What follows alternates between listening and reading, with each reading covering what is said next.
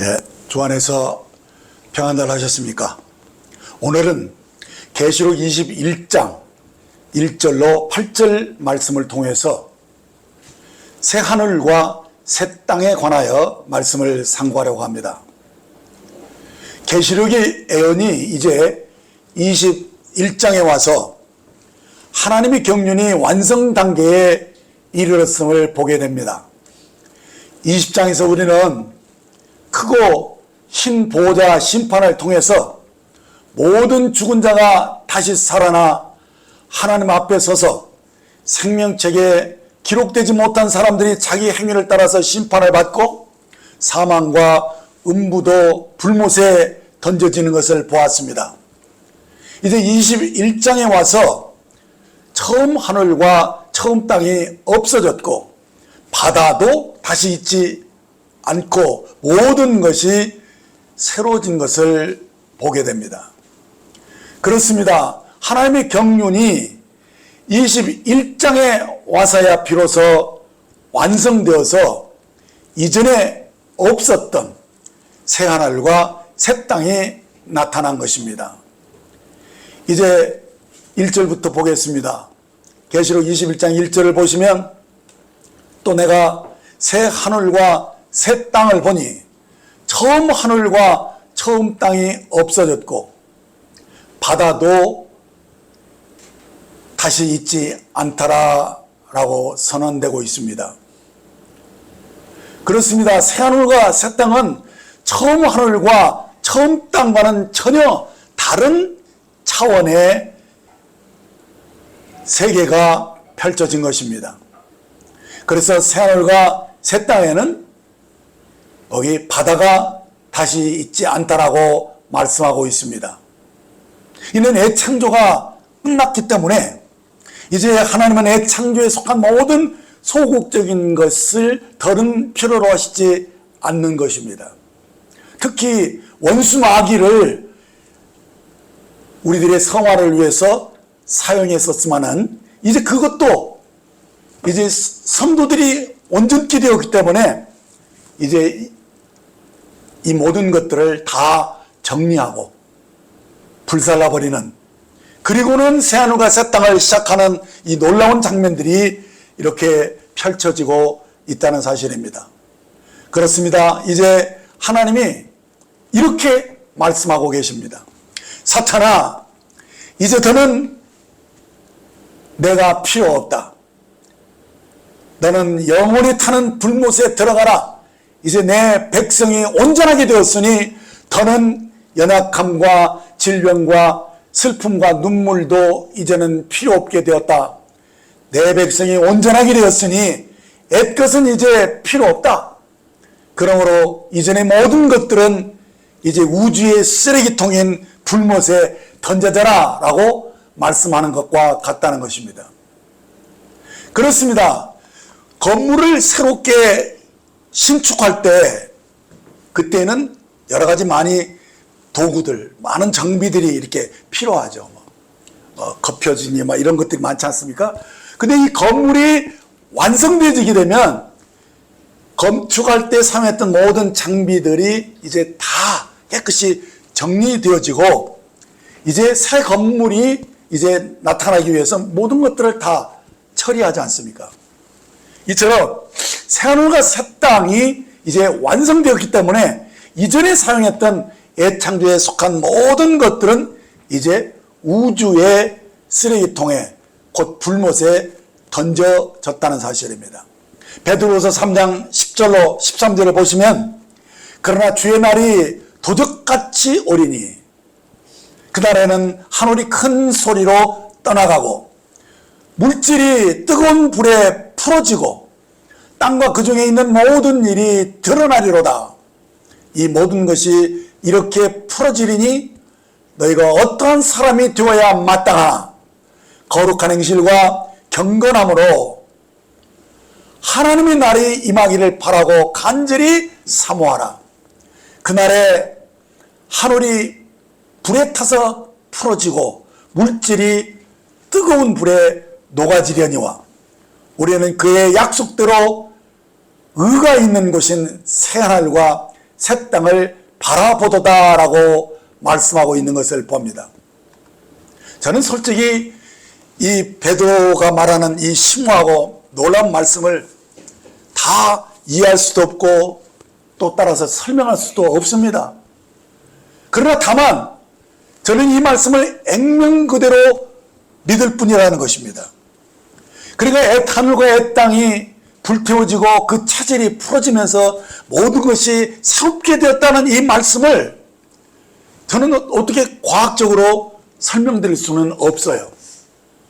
그렇지만 우리는 이 말씀을 액면 그대로 믿는 거예요. 마치 고린도서 5장 17절 말씀을 우리가 그대로 믿는 것처럼, 그런데 누구든지 그리스도 안에 있으면 새로운 피조물이라 이전 것은 지나갔으니 보라 새 것이 되었도다라는 이 말씀을 액면 그대로 믿는 것처럼 우리는 이전의 애창조가 이제는 완전하게 새로운 차원으로 새롭게 새 창조가 되었다는 이 사실을 믿게 된다는 사실입니다.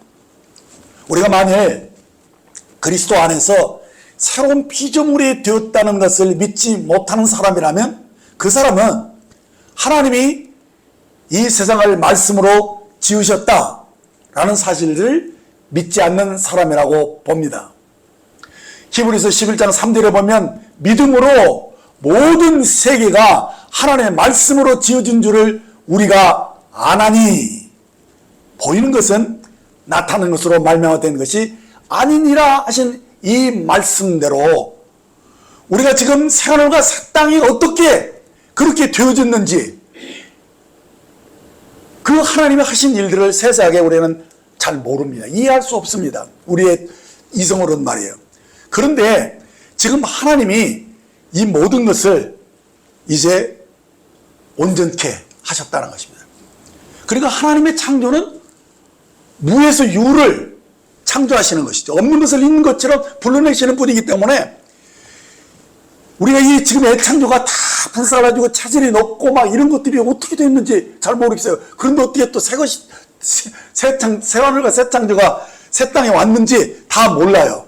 그러나 분명한 것은 이 말씀 그대로 주님이 새 하늘과 새 땅을 우리에게 예비하셨다는 사실입니다. 그래 우리가 만일 하나님이 나를 말씀으로 새롭게 지으셨다. 그리고 그뿐만 아니라 이제 그날 곧 주님이 다시 오시는 날 내가 그의 형상으로 변화되어져서 그 영광에 참여한다는 이 사실도 그냥 우리는 어떻게 그렇게 됐는지 잘 몰라요. 그러나 그렇게 될 줄로 믿지 않습니까? 그것이 우리의 소망이고 그게 우리의 믿음인 것입니다. 그런 것처럼 우리가 새 하늘과 새 땅을 그렇게 하나님이 영원전부터 계획하시고 목적하신 것을 이제 때가 되어 모든 과정을 거쳐서 그렇게 이루셨다라는 사실에 대한 믿음을 갖는 것입니다. 그래서 우리들의 삶에 주님이 믿음을 요구하세요. 우리가 구원받을 때도 또 성장할 때도 어떤 변화를 입을 때도 다 무엇을 요구하시냐? 우리에게 믿음을 요구하신다는 사실이에요. 우리가 믿음을 화합하지 않으면 하나님이 아무리 전능하실지라도 그 일을 이루실 수가 없기 때문인 것입니다. 그래서 하나님은 우리에게 믿음을 요구하시는 것입니다. 믿음이 없는 사람은 자신을 하나님께 맡기지 못하는 사람이죠. 그렇기 때문에 하나님과의 관계를 맺지 못합니다. 그래서 그 속에 하나님이 주고자 하는 영생, 그 생명을 받지를 못하는 거예요. 그러나 우리가 하나님을 믿기 때문에 그가 말하신 대로 하신다는 이 사실을 인정하는 게 믿음이잖아요. 그렇죠? 우리가 믿으니까 하나님께 우리를 맡기는 것이고 우리를 맡기니까 살아계신 하나님이 우리 안에 생명으로 들어오시는 것이고 들어오신 그분이 성령과 더불어서 우리를 그 형상으로 변화시키고 그 영광에 들어가서 새하늘과 새 땅이 우리의 기업이 되는 이 놀라운 것들을 그분이 우리의 믿음을 통해서 이루신다는 사실입니다. 그래서 하나님 믿음을 요구하시죠. 그래서 주 예수를 믿으라. 그러면 너와 가정이 구원을 얻으리라 이렇게 말씀하시는데 믿지 않은 사람들은 주님과 관계를 맺을 수가 없어요. 생명도 얻을 수 없어요. 그래서 그 인생의 새로운 변화를 그가 경험할 수 없다는 사실입니다. 그러므로 우리에게 믿음이 이렇게 중요하다는 사실입니다. 우리가 구원받을 뿐만 아니라 그 형상으로 변화되는데 과정마다 우리의 믿음을 통해서 역사하신다는 사실입니다. 그런데요, 사람들은요 흔히 죽으면 모든 것이 다 끝이다 라고 생각하는 사람이 있는가 하면은 또 믿는다는 사람들도요, 어떤 사람은 뭐 죽으면 다 뭐 끝나는 거야 하면서 죽으면 모든 문제가 다 저절로 해결되는 것이라고 막연하게 생각하는 사람이 있는데요, 그것은 매우 어리석고 위험한 생각이라는 것입니다. 내가 믿음을 화합지 않는 것은 그 어떤 것도 달라지지 않는다는 거예요. 만일 여러분이 죽을 때 문제를 가지고 죽는다면 부활할 때에도 그 사람은 그대로 그 문제를 가지고 부활한다는 사실입니다. 그러므로 지금 여기서 은혜를 받고 구원을 경험하고 변화를 경험하지 않으면 우리는 그날에 아무것도 얻을 수가 없습니다. 보상이 없다는 거예요. 부활을 했을지라도 하나님의 심판을 다시 받아야 되잖아요. 그래서 그렇다면 그 사람은 여기서 믿음을 갖고 여기서 변화를 경험하지 않은 사람은 그날의 영광을 보지 못한다는 사실입니다. 그래서 지금이 참 중요하다는 거예요. 지금은 은혜 받으면 되고 구원의 날이라는 거예요. 그래서 지금 하나님은 은혜를 베풀 때 여기서 구원받아야 되고 여기서 우리들이 변화를 보고 성장해야 한다는 사실이에요. 그래야지만 그날에 우리가 영광을 볼 수 있는 것입니다. 그래서 여기서 생겨있는 문제들, 여기서 극복돼야 될 문제들을 그냥 이렇게 회피하고 적당히 하면서 그냥 비껴간다면 그것이 다음 세대로 넘어갈 때 어떻게 되겠습니까? 거기서도 해결하지 않으면 안 된다는 사실이에요. 그래서 미루면 안 됩니다. 항상 기회를 사야죠. 우리가 어떤 일일 때 그냥 피해가려고 하지 않고 그것을 밀치지 말라는 거예요. 항상 무슨 것이든지 문제든지 어떤 일이든지 간에 딱 당당하게 정면으로 대할 수 있는 그러한 믿음이 필요하다는 사실입니다. 다음 세대로 넘기지 말라는 것입니다. 그러므로 우리는 이렇게 기도하고 변화되어야 됩니다. 주님, 저는 죽기 전에 그리스도의 장성한 분량으로 온전하게 성장되기를 바랍니다. 기회가 주어질 때 그때마다 우리는 기회를 살 것입니다. 그것을 미루지 않고 그것을 회피하지 않고 믿음을 화합해서 그때 그 문제를 기필코 해결할 것입니다. 이런 마음의 자세가 필요하다는 것입니다. 지금이 은혜 받을 때고 구원의 날이기 때문에 여기서 이 문제를 해결하지 않으면 다음 세대에서라도 주님은 그것을 요구하신다는 거예요. 그렇기 때문에 지금 빛이 있을 동안에 우리는 한 걸음이라도 더 나아가야 됩니다. 그날이 와버리면 곧 주님이 다시 오셔버리면 이제 더 이상 저는 성장이 없습니다. 더 이상의 변화가 없다는 사실이에요. 그러면 어떻게 되냐? 우리가 성장한 그만큼 영혼 세계로 들어간다는 사실이에요. 거기서 모든 것이 결정되는 것이기 때문에 지금이 너무나도 소중하다는 거예요. 우리가 얼만큼 컸든지 간에 그것이 영원한 세계로 옮겨진다고 생각해 보세요. 지금이 얼마나 중요한 것인지 여러분들이 인식해야 된다는 것입니다. 그래서 거듭난 것으로 만족하지 말라는 거예요. 생명은 자라나야 한다는 겁니다. 자라나지 않으면 어린아이 상태로 머무르게 된다는 거예요. 어린아이들이 특징은 뭡니까? 감당을 못하는 거예요. 아무리 좋은 것을 줘도 감당을 못하는 거예요. 그래서 하나님이 놀라운 그런 기업의 영광을 우리에게 상속할지라도 감당치 못하기 때문에 종과 다를 게 없게 된다는 거예요. 자, 그래서 우리들이 구원을 받았으면, 내가 생명을 가졌으면 성장해야 된다는 거예요. 성장하지 않으면 그 기업의 영광을 누릴 수 없다는 사실을 성경은 분명하게 말씀하고 있습니다. 그래서 우리들을 주님이 성장시키기 위해서 때마다 시마다 우리에게 이런 형편 저런 상황을 만나게 하시는 거예요. 문제가 없이는 그 사람은 성장할 수 없다는 거예요. 편안한 사람 좋죠. 다 모든 것이 저절로 되는 것 같으면 오토매틱으로 된다면 우리 집에 아무런 스트레스도 안 받고 참 좋죠. 그러나 문제는 성장하지 않는다는 거예요. 그 사람은.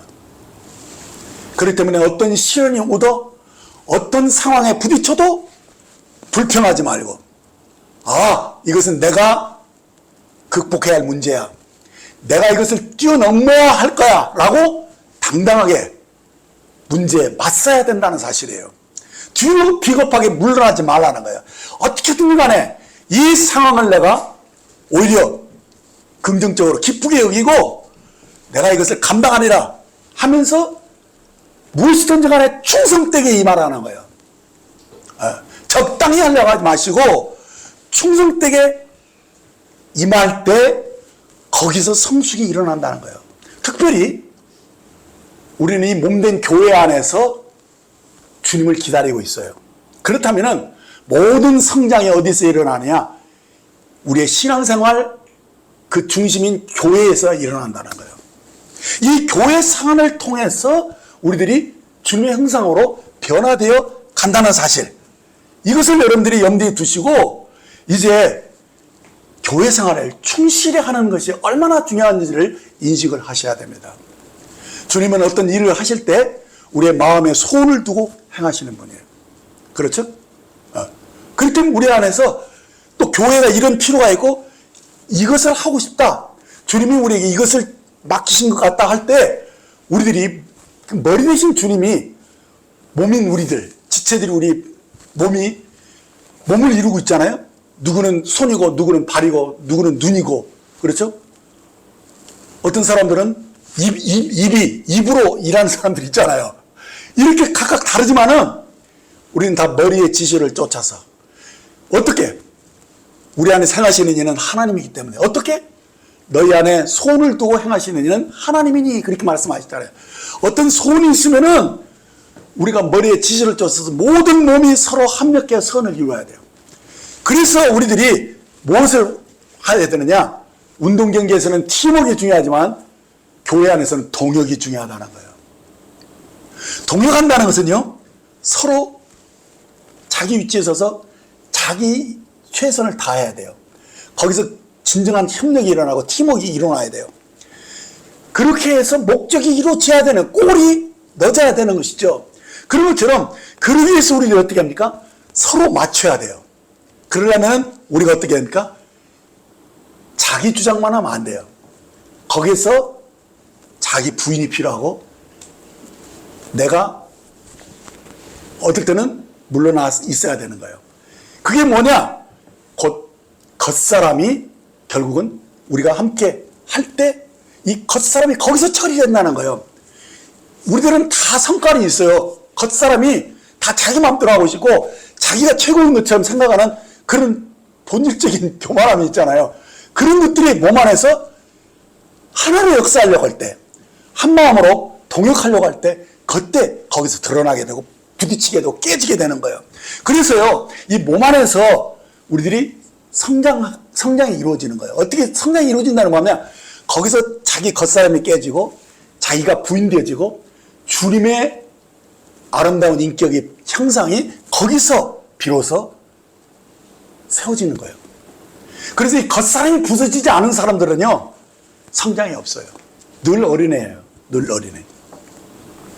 그래서 이 교회 생활이 우리가 얼마나 중요한지 몰라요. 근데 이 교회 생활과 가장 흡사한 게 있습니다. 그것이 뭐냐면 가정이에요. 그래서 하나님이 세운 제도 중에는 가정과 교회밖에 없어요.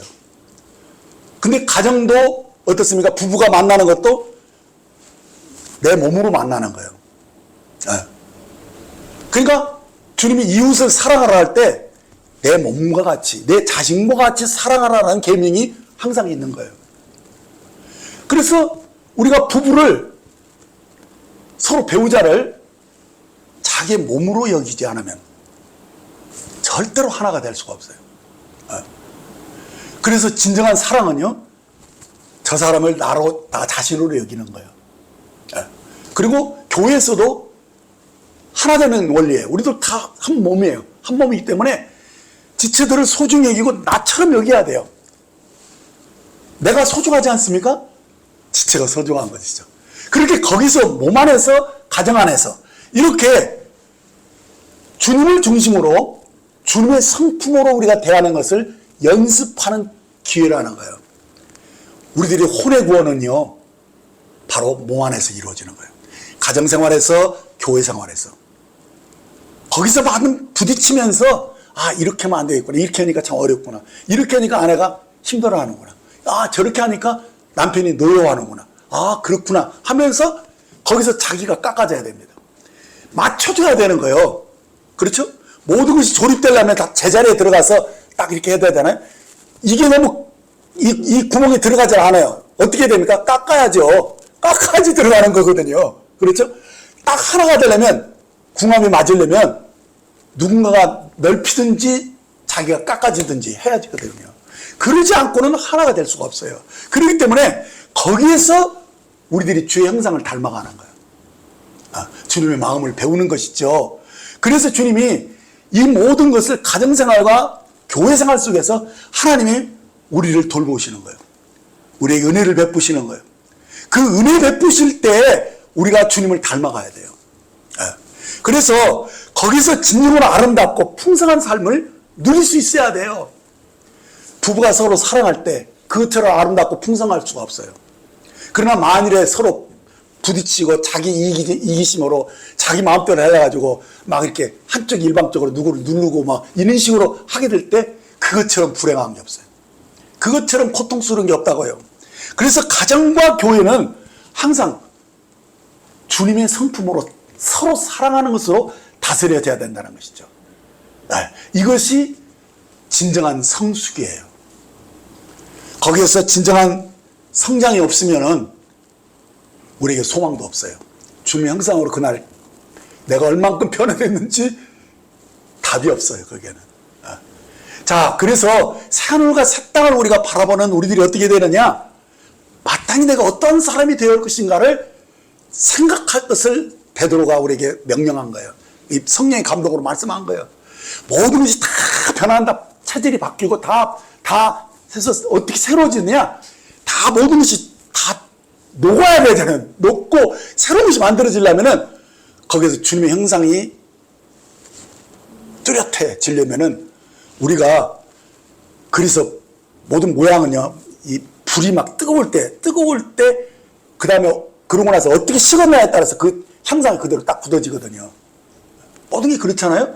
그런 것처럼 우리들이 환란 속에서 서로 부딪히고 부부가 또 혹은 지체들이 서로 이렇게 해서 열을 받기도 하고 하면서 거기서 우리들이 주의 형상으로 깰 때 우리가 주의 형상이 돼야 되는 거예요. 그것을 여러분들이 신경 써야지만이 새하늘과 새 땅의 주인이 될 수가 있는 것입니다.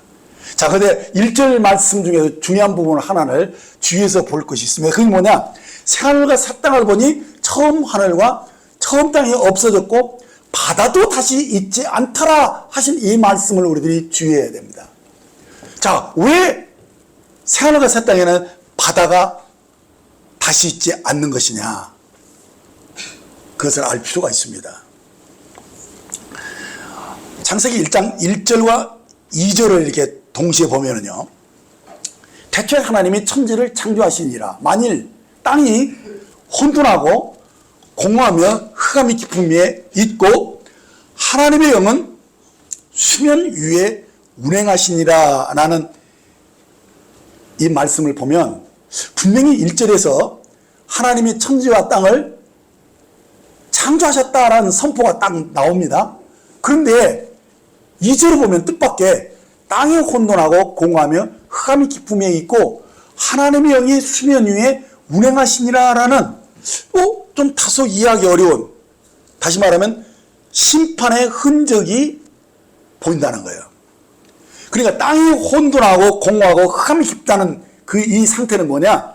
심판이 행해진 어떤 결과를 우리에게 보여주고 있는 것입니다. 그러니까 지금 이 하나님이 창조가 시작되기 그 전에 지금 어떻게 됩니까? 이 지구가 어떤 모습이에요? 온통 물로 뒤덮인 상태가 되어 있음을 보게 되는 거예요. 그래서 하나님이 신이 수면에 운행하시는 거거든요. 자, 그래서 첫째 날 하나님 하신 일이 뭐예요? 빛이 있어라 하시니 빛이 있었고 그 빛이 하나님 보시기에 좋았더라라고 말씀하고 있는데, 왜 그러냐면 그 지구가 완전히 물로 덮이고 헝클어지고 막 돼서 흑암이 그것도 가득한 것이 되어 있잖아요.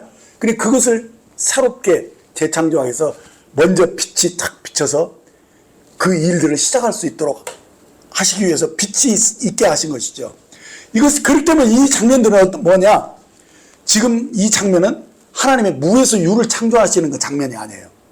이미 하나님 그 창조는 끝났고 그것이 헝클어지고 지금 엉망이 되어 있는 것을 이제 빛을 비춰서 이제 어떻습니까? 그것을 하나하나 질서를 정하고 새롭게 새로운 창조를 형성하려고 하고 있는 모습을 보게 되는 거예요.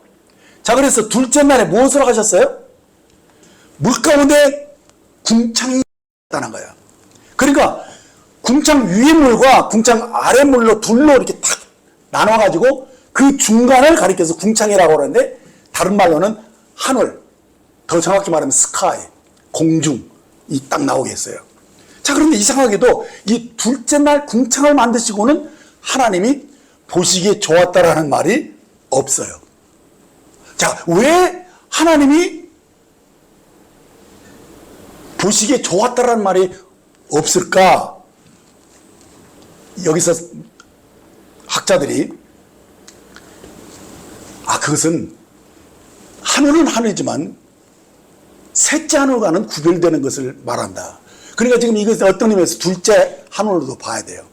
대기권, 그 다음에 궁창, 그리고 셋째 하늘, 이런 식으로 그 세계관을 그렇게 얘기했을 것이라고 봅니다. 그러면 거기 뭐냐면 거기에 있는 그 윗물과 아랫물이 딱 나눠져 있는 이 궁창은 그게 뭐냐? 바로 하나님을 반역한 천사들을 내쫓아고 와서 가두친, 그래서 이 악한 악령들의 세계를 공중 권세라고 이렇게 말하는 거거든요. 그래서 공중에 그들은 사실은 이렇게 거기에 머물게 했던 것이죠. 자, 그런데 셋째 날에는 어떤 일을 하셨느냐? 창세기 1장 9절 10절을 보시면 하나님이 이르시되 천하의 물이 한 곳으로 모이고 묻이 드러나라 하시니 그대로 되니라. 하나님이 묻을 땅이라 부르시고 모인 물을 바다라 부르시니 하나님 보시기에 좋았더라. 자, 여기 보면 이 셋째 날에 하나님이 하신 일이 무엇인가 하면 물을 한 곳으로 몰아 가두셨어요. 지금 땅에 이렇게 아직도 물이 덮여 있었잖아요. 그래서 근데 그러면서 한 곳으로 몰아가지고 어떻게 하냐면 경계를 정하셨다는 것은 더 이상 넘어가지 못하도록, 그리고 묻히시고 땅이 드러나게 하셔가지고, 그리고는 땅에다가 이제는 주님이 풀을 심해진 채소, 그리고 씨가 진 과목들을 거기에 내셨다는 사실을 우리에게 보여주는 거예요. 그러니까 이 장면이 어떤 장면이냐? 땅을 회복시킨 거예요. 물을 한 곳으로 딱 가둬가지고. 그리고 이 바다를 더 이상 땅으로 침범하지 못하도록 딱 경계를 정하신 것인데, 지금 이 바다는 어떤 것이냐 하면은 궁창에 하나님이 거역한 천사들을 내쫓았지만은 지금 이미 이 지구를 덮고 있었던 물 속에 있는 것들도 이 마귀의 그 사자들을, 일종의 악한 영이고 귀신들이죠. 귀신들을 그 물에 가두셨다는 사실이에요. 그래서 지금 주님이 이 귀신을 쫓아내는 장면들이 몇 군데 나오는데, 거기에 보면은 항상 이 귀신들을 책망할 꾸짖을 때로 말하면 이 법을 어긴, 그러니까 불법자로 딱 정죄를 하는 거예요. 근데 왜 그런가 하면 그들이 하나님이 가둬놓은 처소에서 떠났잖아요. 떠나서 바닷속에 있어야 되는데 땅으로 기어나와가지고 땅에 사람이든 무엇이든지 간에 그 속에 들어가서 지가 마음대로 하려기 때문에 그를 불법자로 이렇게 정죄를 하시고 그를 꾸짖고 다시 처음 있던 곳으로 보내려고 하니까 막 귀신들이 막 그렇게 하지 말라고 막 그렇게 하잖아요. 그렇게 하는데 어디냐면 다시 그 바다로 돌려보내려고 하실 때 귀신들이 두려워했던 그런 장면들이 나옵니다. 자, 그래서 이 바다는 뭐냐? 하나님을 거역하고 그 심판을 받은 이 악한 영들을 가둬둔 것인데, 그래서 계시록 13장 같은 걸 보면은 바다에서 뿔이 여리고 머리가 7인 짐승이 바다에서 출몰하는 장면들이 나오잖아요. 그래서 결국은 이 마귀를 이제는 크고 흰 보호자 이 심판 때 바다에서 이 갇혔던 모든 자들을 다 내어주게 되면 이제 이 바다도 음부와 함께 그냥 불못에 다 들어가서 모든 것이 거기서 다 끝나는 장면으로 나오는 것을 봅니다. 그래서 이제는 새하늘과 새 땅에는 바다가 다시 있지 않다라고 말씀하신 거예요. 자, 그렇기 때문에 여기서 우리들이 이제는 그렇구나 하는 것을 깨달으면서 베드로후서 3장 13장 말씀을 보게 되면 우리는 그의 약속대로 의가 있는 곳인 새 하늘과 새 땅을 바라보도다라고 말씀할 수 있게 되는 거죠. 그래서 이제 우리가 바라봐야 할 것은 뭐냐? 그런 과거의 그런 마귀들과 또 마귀들 가둬놓은 이런 부정적인 어떤 그런 것들은 이제 다 끝나버렸으니까 새하늘과 새 땅에서 하나님이 약속한 의가 있다는 사실들을 우리들이 그것을 바라보고 우리가 더 거룩해지고 그 의롭게 되어지는 거기에 우리가 합당하게 살아야 되는 것을 말씀하고 있는 것이죠. 여기서 의라는 것은 옳을 의예요. 옳을 의. 그러니까 옳고 합당한 것. 그러니까 더는 이제는 문제나 갈등이나 뭐 아픔이나 이런 그 어그러진 이 모든 것들이 이제는 끝났다는 사실을 우리에게 알려주는 거예요. 그러니까 새하늘과 새 땅은 뭐냐? 오직 의만 가득한 것이 되었다라는 사실을 말씀하고 있는 거예요. 자, 이제 본문 2절을 보겠습니다. 또 내가 보매 거룩한 성 새 예루살렘이 하나님께로부터 하늘에서 내려오니 그 준비한 것이 신부가 남편을 위하여 단장한 것 같더라라고 말씀합니다. 자, 여기 보면 지금 뭐가 내려오고 있습니까? 거룩한 성 새 예루살렘이 지금 땅으로 내려오고 있는 장면들을 우리에게 보여주고 있죠. 그러니까 지금 뭐가 내려온 것이냐? 새 예루살렘 성이 내려오는 거예요. 근데 이게 뭐가 같다고 그랬어요? 그 준비한 것이 신부가 남편을 위하여 단장한 것 같더라. 그러니까 지금 이 새 예루살렘이 이거 지금 뭐냐면 거처를 얘기하는 것 같은데 또 그게 또 아니야. 또 보니까 이것도 뭐 그리스도 뭐 신부 이거 뭐지? 이렇게 우리 좀 약간 혼란스러운데 이 새 예루살렘은 어떤 물질적인 도시라기보다는 분명히 어떤 인격체를 가진 이 신부를 얘기하는 건데 그것도 그냥 혼자 개인이 아니라 단체적인 신부. 그러니까 정확히 말하면 이 새 예루살렘은 구원받은 성도들이에요. 성도들이 신부로 단장되어 가지고 내려오셔서 하나님이 그와 함께 하시면서 하나님의 장막이 되는, 이것을 여러분들이 그림을 한번 그려보시면 좋겠어요. 그래서 이 성은 주님이 사람과 함께 거하시기 위한 하나님이 장막이 되어 있는 거예요. 자, 이제 그럼 이어지는 3절을 보겠습니다. 내가 들으니 보좌에서 큰 음성이 나서 이르되 보라 하나님의 장막이 사람들과 함께 있음에 하나님이 그들과 함께 계시니 그들은 하나님의 백성이 되고 하나님은 친히 그들과 함께 계셔서라고 말씀합니다. 자, 이 새 예루살렘, 곧 하나님이 그 백성들과 함께하는 하나님의 장막임을 우리에게 말씀해 주고 있죠. 그래서 이 하나님의 장막은 우리가 하늘로 올라가는 것이 아니고 하나님께서 우리에게 내려오셔서 하나님의 장막이 사람과 함께하고 있는 것임을 보게 됩니다. 그렇습니다. 그리스도께서 그분의 백성과 함께 이제 하나님의 장막이 되어 내려오셨다는 사실이에요. 그래서 이 성이 하나님께서 거하시는, 그래서 그분을 표현하는 그런 장막이 되었음을 말씀해 주는 거예요. 자, 그러므로 이 하나님의 장막이 사람과 함께 있음에 하나님이 그들과 함께 계시니 그들은 하나님이 백성이 되고 하나님의 친히 그들과 함께 계신다라고 말씀을 하신 것입니다. 그렇습니다.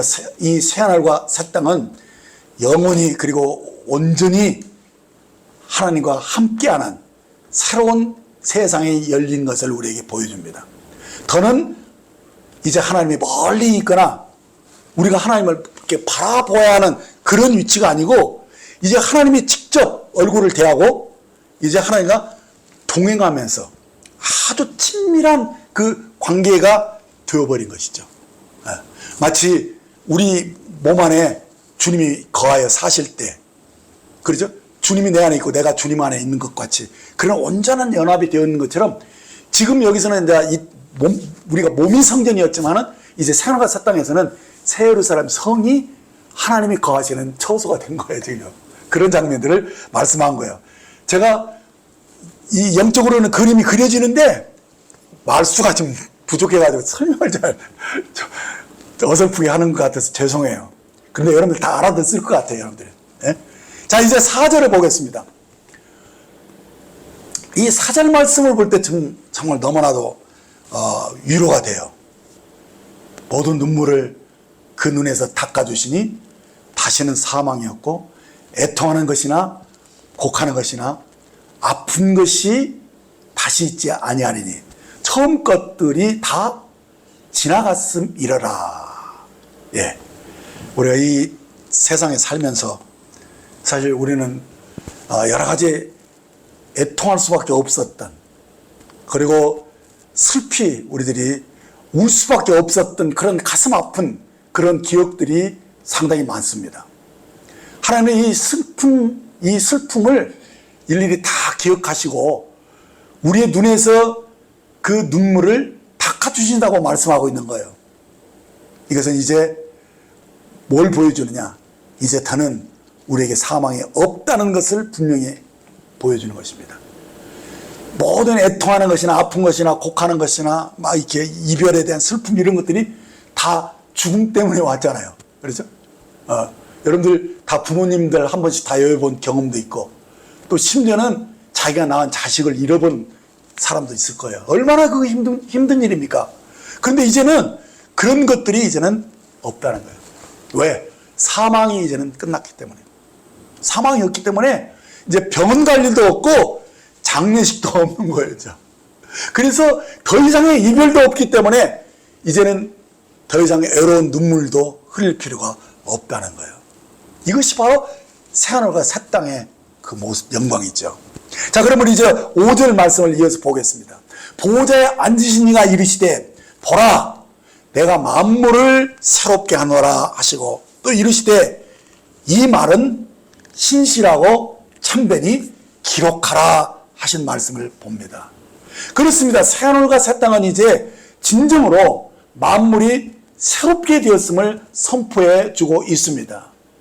그런데요, 사실 이 약속은 만물들이 오래전부터 허무한 데에 굴복하고 썩어짐의 종노릇한 데서 해방되고 싶어가지고 누구를 그렇게 기다렸습니까?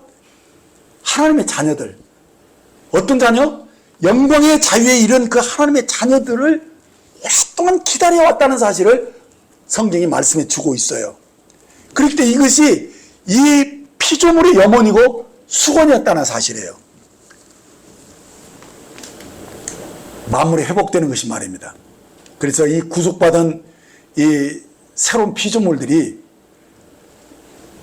우리가 먼저 우리가 구속받았잖아요. 만물들은 아직 기다리고 있지만 우리는 그 피로 우리가 구속을 받았고, 그리고 그 속에 하나님의 씨가 심겨져요. 생명이 심겨져서요. 그 생명이 이제 많은 과정을 통해서 자라나고 변화되고, 이렇게 해서 마침내 그 영광에 이르러야 하마니, 그 영광의 자유에 이르렀을 때 그때 모든 마음으로 회복된다는 거거든요. 그렇죠? 그러니까 모든 피조물이 뭘 기다립니까? 우리들이 제대로 거듭나서 정말 온전하게 성장해서 아름답게 주님의 형상으로 변화된 그 모습, 그 영광의 자유에 이른 그 하나님의 아들들이 되기를 정말 고대한다는 거예요. 왜? 그것이 이루어졌을 때 모든 만물들이 회복되는 것이기 때문에.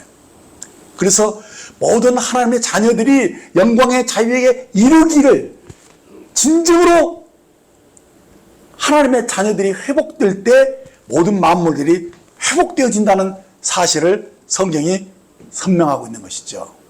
그래서 온 우주 만물이 완전히 새롭게 되어지는 것, 그것이 바로 새하늘과 새 땅의 모습인 것이죠. 그래서 이어지는 6절 7절을 보시면 또 내게 말씀하시되 이루었도다. 나는 알파와 오메가요 처음과 마지막이라. 내가 생명수 샘물을 목마른 자에게 값없이 주리니 이기는 자는 이것들을 상속으로 받으리라. 나는 그의 하나님이 되고 그는 내 아들이 되리라 라고 말씀하고 있는 것입니다. 그렇습니다.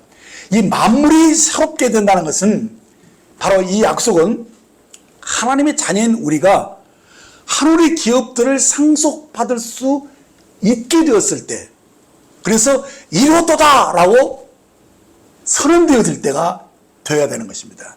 그래서 주님은요, 자신을 어떻게 소개했냐? 나는 알파요 오메가요 처음과 마지막이다, 이렇게 주님이 말씀하신 거예요. 이것은 무슨 뜻이냐면, 하나님은 왜 알파고 처음이시냐?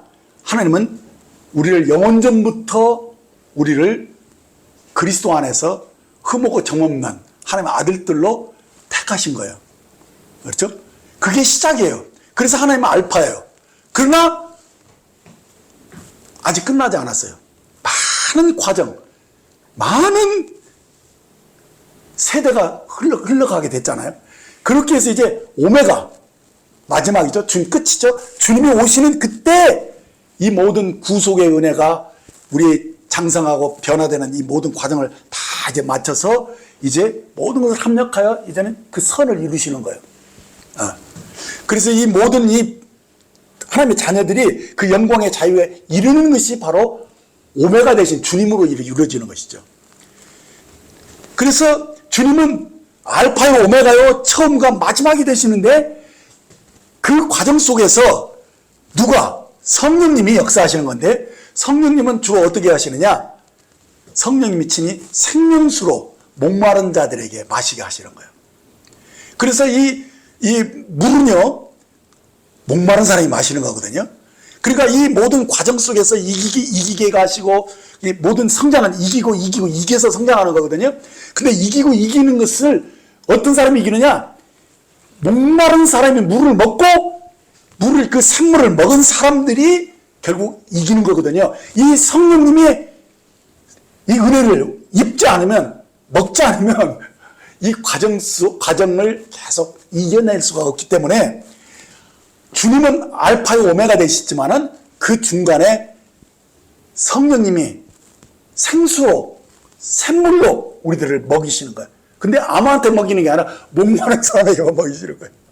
그러니까 내가 꼭 이기려고 하고, 내가 성장하려고 하고, 내가 주님 형상으로 변화되려고 하는 그 목마름, 그 목마름이 있는 사람들에게 성령님이 눈을 열어주시고 계시를 주시고 기름을 부어주시고 그렇게 하시는 거거든요. 그러니까 이 모든 것이 뭡니까?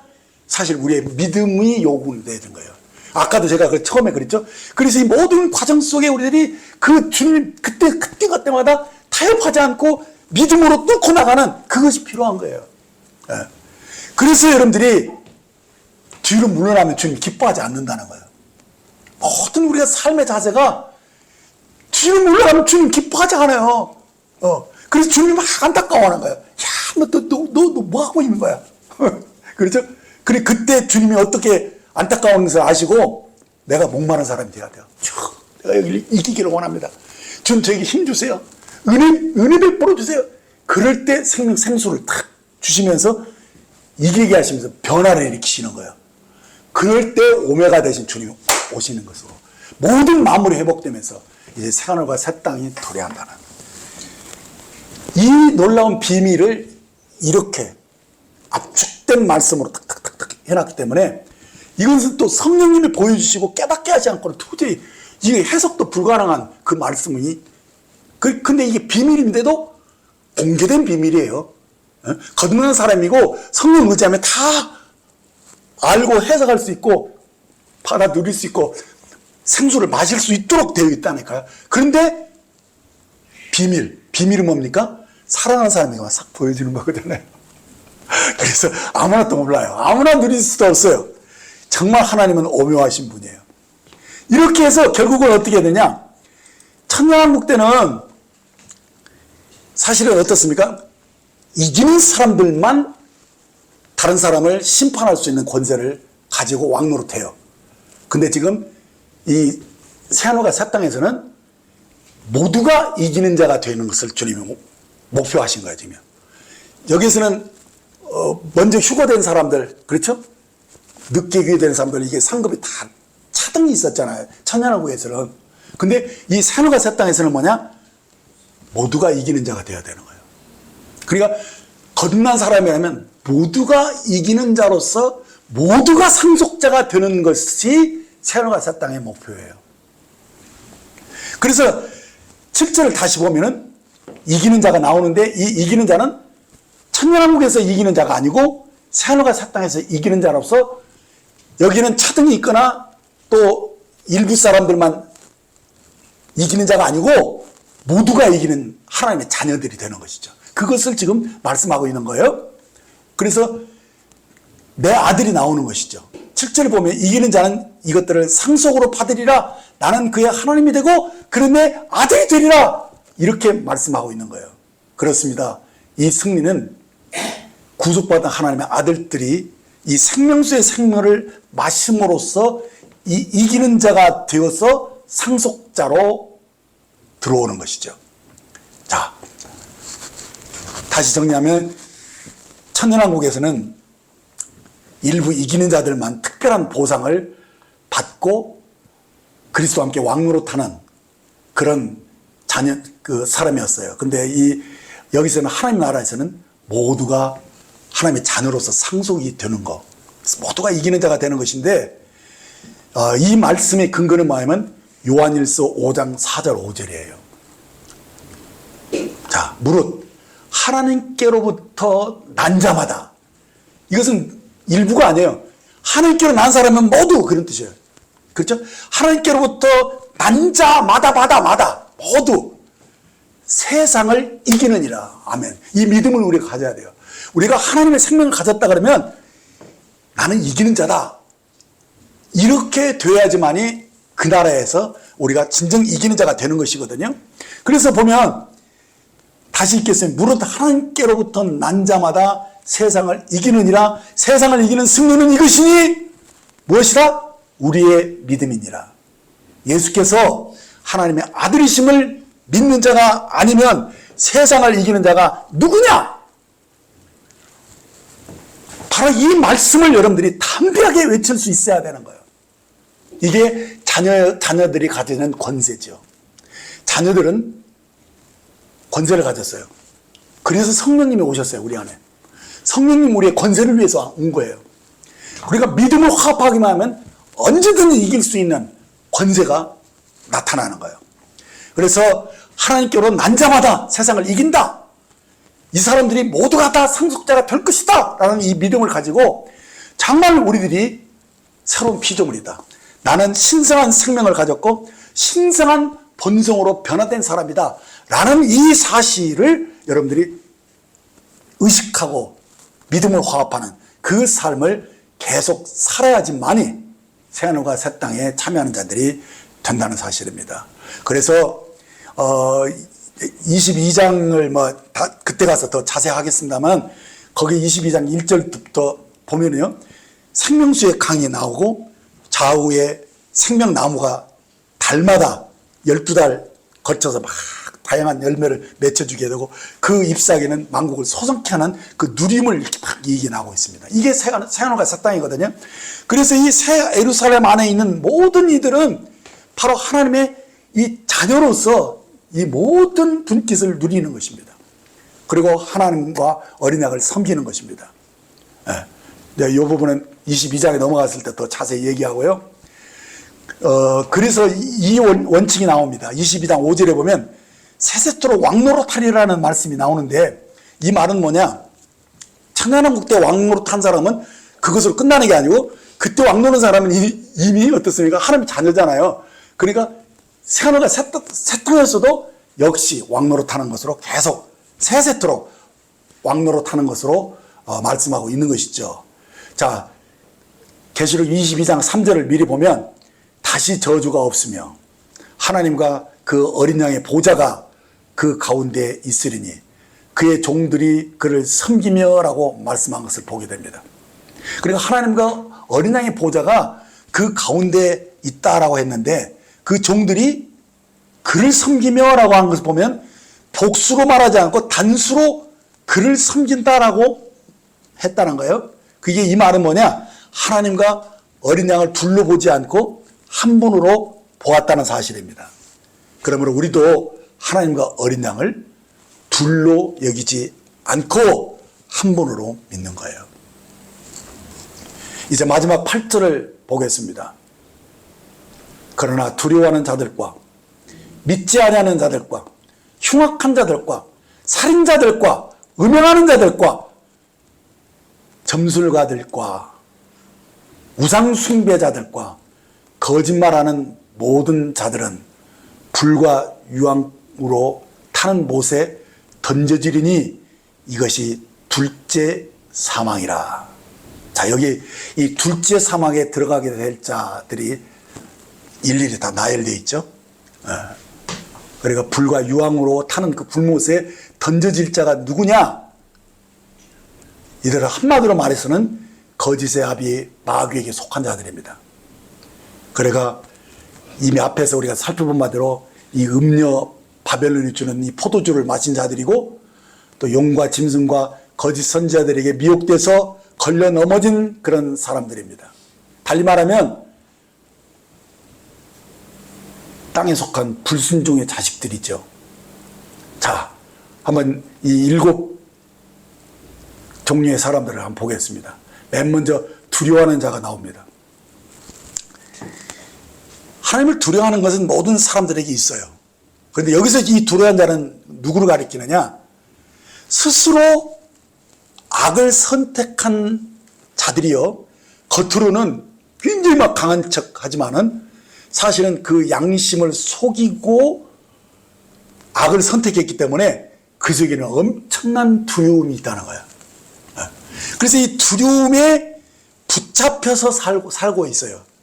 그래서 막 큰 소리 치고 막 얼굴에 막 이런데 막 뭘 막 그리고 막 이런 사람들은요, 굉장히 속에는 뭐라고 그러냐?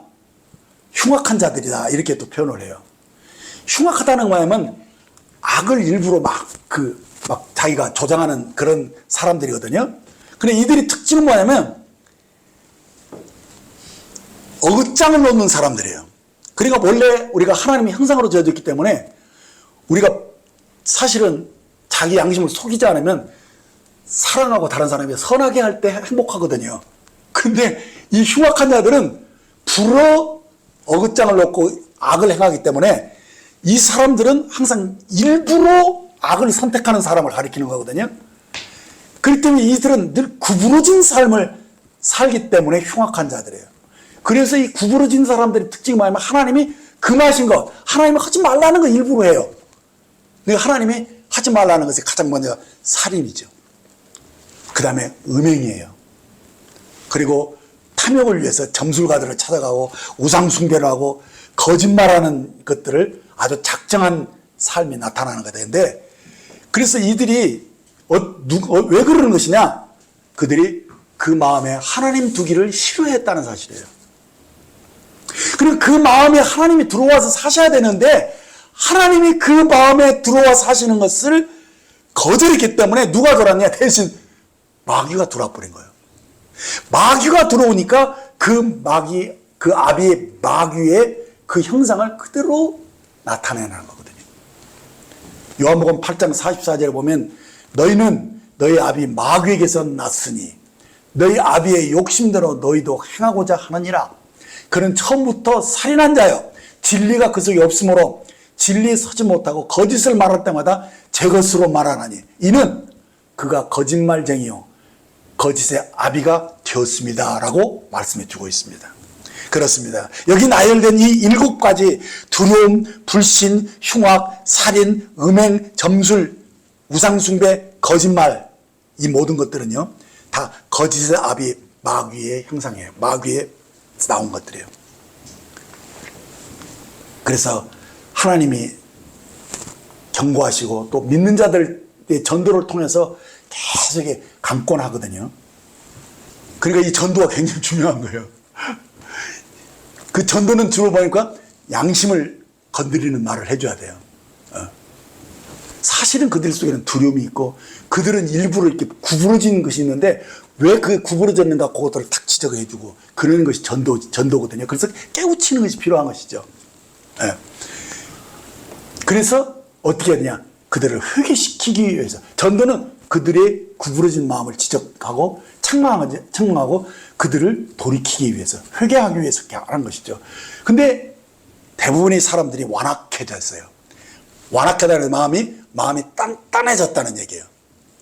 이 단단해져가 전진 것이 뭐냐면 마귀가 그들 속에 견고한 진을 이렇게 틀어가지고 마귀가 그 모든 생각과 모든 사상을 다 틀어잡아 버리기 때문에 이들이 그대로 마귀에게 붙잡혀서 사는 것이 불신자들의 모습이에요. 그래서 어떻게 되느냐? 사실은 지옥은요, 지옥 불못은 사람을 위해서 만든 것이 아니라고 제가 지난주에도 그랬죠. 마귀와 그 사자들을 위해서 예비된 영영한 불에 들어가라 이렇게 나오잖아요. 그러니까 결국 마귀와 그 사자들이 들어가는 지옥에 이 믿지 않는 자들, 두려워하는 자들, 뭐 그냥 우상 숭배하는 자들이 이 거짓말하는 자들 이런 사람들이 거기에 그냥 싹 다 휩쓸려 들어가는 거거든요. 왜? 거기에 사로잡혀서 속아서 들어가는 거예요. 그래서 우리들이 전도라는 것은 너가 속고 있다. 네가 잘못 오해하고 있다. 너가 지금 잘못된 것을 생각하고 있는 거야. 그거 놓아야 돼 하면서 그래서 때로는 책망을 하고 지적을 하고 설득을 하고 진리를 빛을 비추고 양심을 찌르고 이렇게 하는 거거든요. 그게 영적인 싸움이거든요. 일종의. 그런데 이들이 완악한 마음을 가져서 이것을 안 듣는 거거든요. 네. 그런데요, 저는 이 시간에 자신을 한번 돌아보는 그런 시간을 가질 필요가 있다는 거예요. 우리가 믿는다고 하면서 거듭난 하나님의 자녀라고 하면서 여전히 이 세상 풍속을 쫓고 불순종의 아들들처럼 육체와 마음이 원하는 대로 육체의 욕심을 따라서 산다면 이 사람은 본질상 진노의 자녀가 아니라고 말할 수 있느냐는 거예요. 아직도 자기 본성, 이 죄악된 본성을 따라서 살고 있는데 내가 믿는 사람이라 할 수 있겠느냐는 거예요. 믿는 사람의 특징은 뭐냐면 새로운 피조물이 된 거거든요. 그 중심이 회개하는 거거든요. 자기가 얼마나 할 수 없는 죄인 것을 인정하는 거거든요. 그래서 자기 고집이 없어요. 자기 주장이 없는 거거든요. 구원받은 사람의 특징이. 그래서 중심이 무너졌잖아요. 그래서 하나님을 영접했잖아요. 그렇죠? 근데 그런 사람들은요, 그 중심이 허물어지고 거기에 하나님을 영접했기 때문에 본성이 딱 바뀌었거든요. 근데 이 구원받지 않은 사람들의 특징은 믿는 척해도 문제는 뭐냐면 본성이 안 바뀌었다는 거예요. 본질이. 그래서 본질상 진노의 자녀라는 사실을 우리는 분명하게 나는 정말 내 본성이 바뀌었는가 이걸 한번 살펴야 돼요. 그러니까 뭐냐? 열매를 보면 그 나무를 안다고 내가 성령의 열매를 맺고 사느냐, 아니면 아직도 육체의 일을 현저하게 하고 있느냐, 이것을 우리들이 한번 따져볼 필요가 있다는 거예요.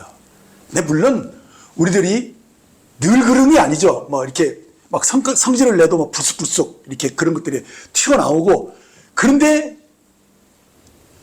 이 성질을 부리고 내가 잘못을 할 때도 있죠. 그런데 중요한 거 뭐냐면 그것을 금방 후회하는 사람은 걷는 사람들이에요.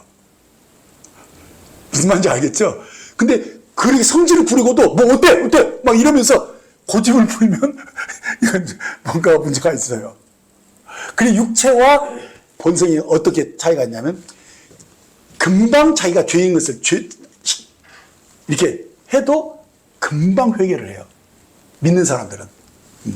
그래서 그리스도의 피를 의지하고 딱 이렇게 의 쪽으로 딱 서요, 자기가. 근데 그것이 없이 고집을 부리는 사람들이 있어요. 보혈을 의지해서 얼른 의에 펴서 주님 죄송해요, 지금 이 죄를 용서해 주세요, 이렇게 하지 않는 완악한 마음, 육체의 사람이에요.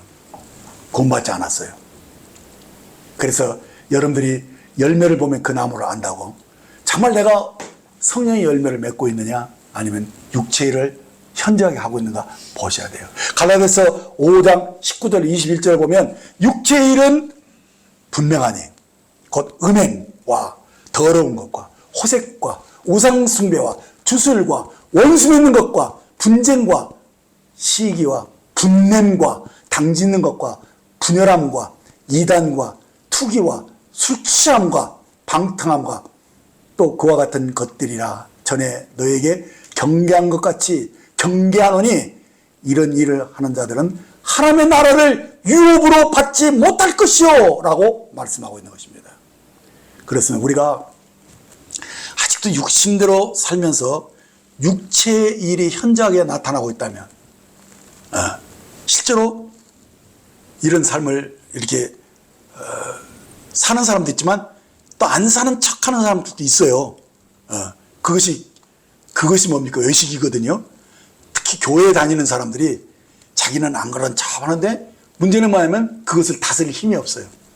막 불쑥불쑥 막 자기 성질이 나오고 막 고집이 나오고, 때로는 막 그냥 분쟁을 일으키고 시기하고 막 분내고, 이게 조절을 못해요.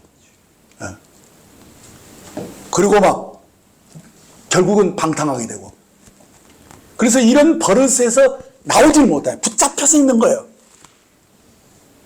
그럼 어떻게 되냐? 이 사람이 소망이 없느냐? 그렇지 않아요. 지금은 은혜 받을 만 되고 구원의 날이잖아요. 지금 회개할 수 있다는 거예요. 돌이켜서 나올 수 있다는 거예요. 어떻게 피를 의지하고 주님을 다시 한번 그 중심에 자기 구주로 영접하게 되면 그 사람이 바로 구원받을 수 있다는 사실을 여러분들이 명심해야 돼요.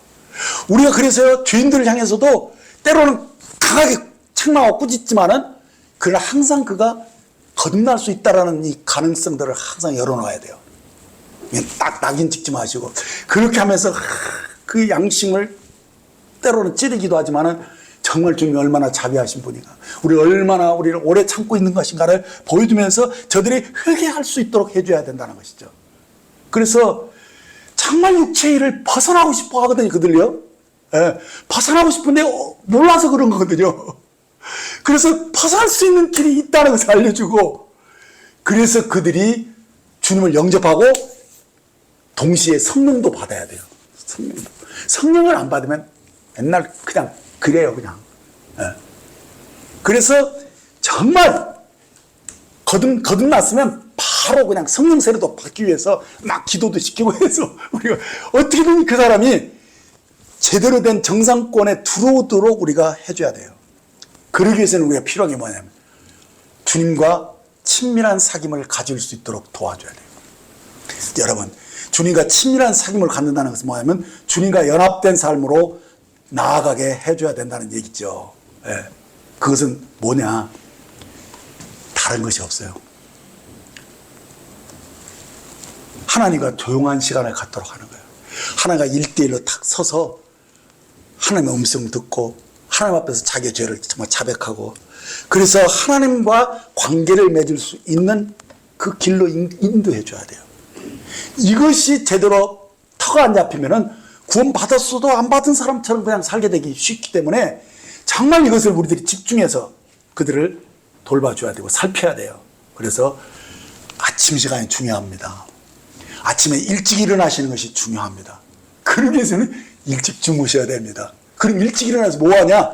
말씀 보시고요. 기도하셔야 돼요.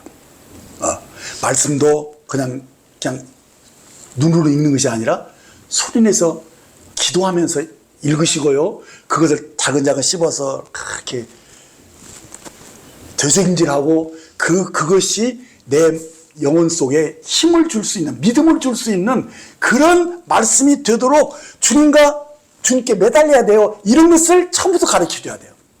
그래서 영적으로 주님과 이 친밀한 교제를 나눌 수 있도록 이 말씀이 영의 양식으로 공급되어질 수 있도록 그렇게 해서 기도도 가르치고 말씀도 보게 하고 어떻게든 간에 믿음으로 사는 것이 무엇이고 성령으로 인도를 받는 것이 무엇인지를 명확하게 알려주지 않으면 그들이 육체의 일에서 나올 수가 없어요. 육체의 일이 현저하기 때문에 너무너무 무섭기 때문에 이 영적 전쟁에 우리들이 곧 신경을 써야 되는 것이죠. 그래서 마지막 말씀을 보고 이제 마침인데 요한복음 15장 6절 8절 보면 사람이 내 안에 거하지 아니하면 가지처럼 밖에 버려도 마르나니 사람들이 그것을 모아다가 불에 던져 살았니라. 너희가 내 안에 거하고 내 말이 너희 안에 거하면 무엇이든지 원하는 대로 구하라 그리하면 이루리라. 너희가 열매를 많이 맺으면 내 아버지께서 영광을 받으실 것이요 너희는 내 제자가 되리라 하신 이 말씀에 들어와야 돼요. 여기서 불에 던져 살은다는 말은 지옥불에 던져진다는 말은 아니고요. 주님과의 관계가 멀어질 때 곧 생수의 공급이 끊어질 때 꺾여진 가지가 말라 비틀어 지는 것처럼 심령이 말라지는 것을 말씀하고 있는 것이라는 거. 그렇죠? 그러면 이것을 회복하려면 어떻게 하냐면 친밀한 관계가 있어야 되는데 그 비결이 무엇이냐? 7절이요. 7절을 다시 보세요. 너희가 내 안에 거하고 내 말이 너희 안에 거하면 무엇이든 원하는 대로 구하라 그리하면 이루리라. 어떻게 우리가 주님 안에 거할 수 있습니까? 내가 주님 안에 거하려고 하면 내가 주님께로 타고 나아가면은 주님이 내 안에 어떻게 오십니까? 말씀으로 오신다는 거예요. 이게 굉장히 중요한 거예요. 이게 관계가 맺어지는 거예요. 말씀이 그 속에 들어오지 않으면 관계가 맺어지지 않고 생명을 얻을 수가 없어요. 그래서 이 말씀이 내게 들어와서 그 약속으로 딱 주어지면 그것이 생명의 씨가 되면 그것을 가지고 기도하라는 거예요. 그러면 다 기도 응답된다는 얘기거든요. 이것처럼 명쾌한 게 없어요. 그래서 이것을 착하게 영적으로 깨닫게 해주는 그 일들을 통해서 육체의 일을 탁 벗고 주님께 오게 하는 그 일을 우리가 할 수 있다는 것이에요. 그래서 성령의 열매를 맺어야 돼요. 성령이 인도하시면 받아서 성령의 열매를 맺어야지만이 비로소 변화가 일어나고 성장이 일어나요. 그래 성장이 되면 주님 오시는 날 성장한 만큼 영광을 얻는 거거든요. 그래서 우리들이 정말 이 구원받았으면 성장하게 하고 이 새하늘과 새 땅을 바라보면서 우리가 어떠한 사람으로 변화되어지는 것에 대한 그 깊은 사람들이 관심을 가지고 성장할 수 있도록 도와야 되는 것이죠. 그래서 우리가 주님이 바로 알파고 오메가고 성령님이 생수의 강으로 우리를 키우고 계신다는 이 가장 기본적인 이 사실들을 영적으로 완전히 파악하고 그렇게 되어야 돼요. 그렇게 할 때 안전하게 우리가 새하늘과 새 땅을 바라볼 수 있는 것이죠. 기도하겠습니다. 하나님 아버지, 알파요 오메가가 되시고 처음과 마지막이 되신 신실하신 우리 주님을 이 시간 찬송합니다. 저희를 구원하셨 뿐만 아니라 우리 안에 성령을 보내셔서 우리를 돌보시고 우리를 그 영상으로 변화시켜가며 이제 주님 오시는 날 우리가 그 영광에 들어갈 자로 주님 삼아주신 것 진심으로 감사드립니다. 주님, 그러나 저희들이 이 고난의 여정 속에서 뒤로 물러날 때가 많았습니다. 두려워하고 의심하고 분별 없이 처신했었던 연약함을 이 시간에 자백합니다. 하지만 이 시간 회개합니다. 우리가 이제 정말 빛 가운데 서기 원하고 말씀 없이는 우리가 살 수 없다는 것을 알고 주님이 포도나무이고 내가 가진 것을 늘 인정하면서 이제 주님 안에 거하려고 하고 주님이 내 안에 말씀으로 거해 주시기를 간구하면서 이제 주님 이 연합 속에서 성령의 인도하심을 받고 말씀 속에서 말씀대로 살고 열매를 맺을 수 있는 그런 사람들로 저희들을 변화시켜 주신 줄로 믿습니다. 그렇게 그런 삶을 살 수 있도록 도와주시고 또 다른 사람들을 그렇게 도울 수 있고 세울 수 있는 그런 거룩한 신부로 주님 우리들이 살 수 있게 하셔서 주님 오시는 날 우리가 주님 전전에 설 수 있도록 역사해 주옵소서. 오늘도 이 말씀을 통해서 우리가 새하늘과 새 땅을 바라보게 하시고 우리가 새로운 피조물로서 이제 우리 안에서 주님의 이 착한 일을 시작하신 것을 그날에 마치실 것을 저희들이 확신할 때 감사를 드리며 이 모든 말씀을 주 예수님의 이름으로 기도했습니다. 아멘.